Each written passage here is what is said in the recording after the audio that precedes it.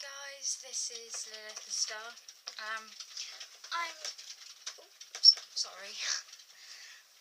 I'm going a little bit back towards my roots today of what I originally started this channel for, which was kind of following my paganism roots and stuff like that. So,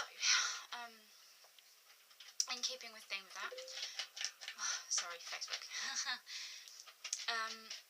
October last year, just before Samhain, I did a video about like how to celebrate Samhain and all that kind of thing, and yeah, it proved quite popular, but I haven't really done anything since on that kind of thing, other than my like taking strength, which was this, which is I've unfortunately found a crack in this. I wasn't very happy, so this got covered in Mod Podge. So now whenever I rub it, it's a bit tacky, but apart from that, it's okay. It's all good now. Anyway, Yule, how to celebrate Yule. Now, something most people don't realise is Yule was actually supposed to be a 2-week holiday. 2 weeks, with the winter solstice being in the middle of those 2 weeks. Which I suppose is kind of where the 12 days of Christmas came from. But most pagans I've spoken to don't actually do that. But I just thought that'd be a cool little bit of information. Because they also did things like, they had things in those 2 weeks, which included Mother's Night, where all the women of the house got together and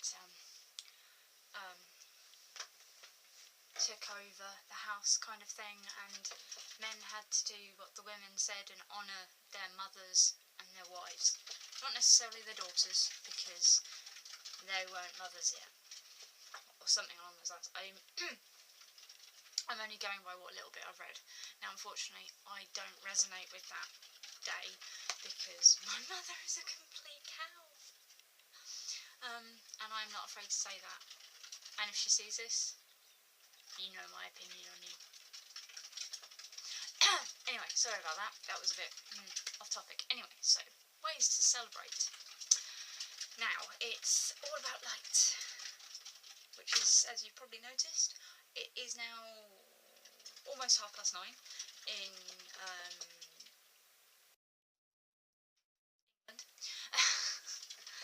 And I am currently sitting in a very bright room. I have a sunlight now. I have a light that gives out sunlight. Well, essentially, because I suffer from SAD, and also because I want to paint. And it's really hard to do that when the room is dead, as in not proper light. So anyway, I have one of those now. So yes, it's all about light, and what you should do, get lots of candles. Not necessarily from Wilco's, I'll turn it back that way. Candles. Oh, I put my candle out. Oh well, it was getting a bit warm in here anyway. So yeah, candles, decorating your altar with evergreens, holly. I liked when I was allowed an altar out, which is one thing I will give my mother credit for. I had some dead branches that I wrapped ribbons around, because to me that symbolises the sleeping before the reawakening, which is going to happen soon, because, you know, the sun god's born and all that. Yay. Having a huge feast as well, like get everybody together and have a huge meal, which is kind of what you do on Christmas Day anyway, but this is for Yule. And what I do, because I'm normally at work on the 21st, or on the winter solstice, which normally falls on the 21st or very near around it, is I tend to go into work and buy lots of food and have it out all day constantly for the guys to all eat, because they are kind of my extended family, in that I work with them. And you know, you can choose your family. You can't choose your family, but you can choose your friends. I kind of apply that to work, so my work colleagues get fed by me for 1 day out of the year, and I huge food spread and all that kind of thing. And you tell stories like you do on Samhain, except they're not scary stories. They're supposed to be stories like bringing back the light, good stories, motivational stories, stories that fill you with hope and good cheer and happiness and all that kind of thing. So yeah, that. Yule logs. Now, there's two ways that I've heard of this going. You start burning on the Yule log a week before and the day, and then the week after, which is supposed to go for the whole 2-week period. And then you keep the ashes or whatever Yule log is left over for next year to start lighting next year's Yule log. And if you don't keep it, it's supposed to bring bad luck, but if you keep it, it's supposed to bring prosperity. And you can also use the ashes of the Yule log in certain spells for good luck and for rebirth and for that kind of thing. So it's really useful if you can, like if you have a fireplace, to get yourself a Yule log, because anything like that is really good. I don't have a place I can have a fire, I don't have a house that has a fire, but if you do, it might be something you want to do. If you are like me and you don't have a Yule log, why don't you make a big Yule log cake kind of thing. So it can be a chocolate cake, it can be an Arctic roll, it can be whatever cake you like. And the idea is you make sure that it lasts you the whole 2-week period, and you have a little bit every single day. And you make sure there's a tiny little bit left, and you can use that in place of the ashes in any of your spells. And then I wouldn't add it to next year's cake, but you know what I mean. Keep it till next year, and then or you could keep some of the brandy or whatever that you use in your cake till next year, and that can be used in the cake, and you know, that kind of thing. Or if you have your own idea, please tell me, and I'll do it in the next video or something. But that kind of thing's a really good idea. Now, gift giving wasn't normally a thing that pagans really did this time of year. I still believe gift giving should be done because it's... I see Yule as kind of not just a rebirth, but a reaffirming of who you are and what relationships you have and all that kind of thing. So I believe giving you a gift is me reaffirming my relationship with you and what it is. Now, some people I don't like, I will still give gifts to.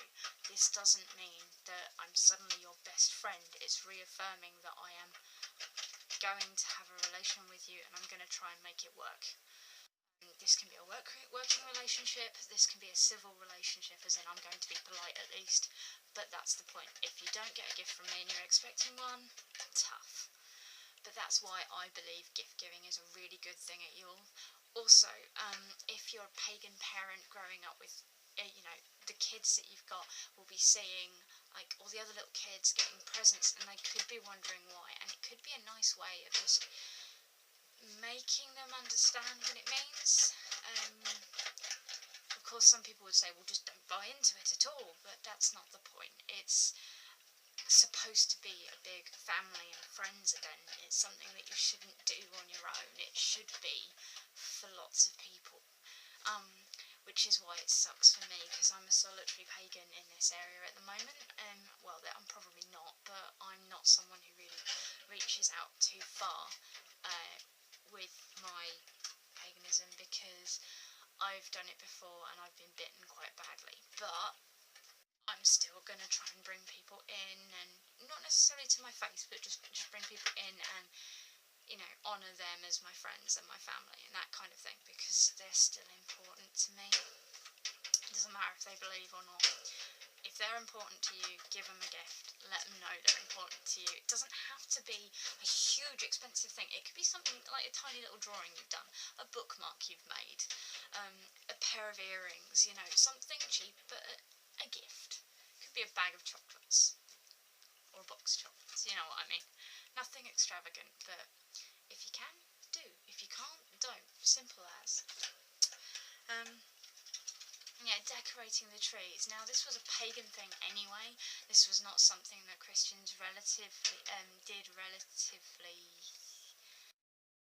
till about Queen Victoria's age, unless you're in Germany, I believe. Please do correct me if I'm wrong, but I believe that I am correct in my assumptions. I'm planning on getting a tree for my room, but I'm not going with an evergreen tree or a white tree or a black tree, and I never believe that you should decorate a living tree in your house. You've killed a tree.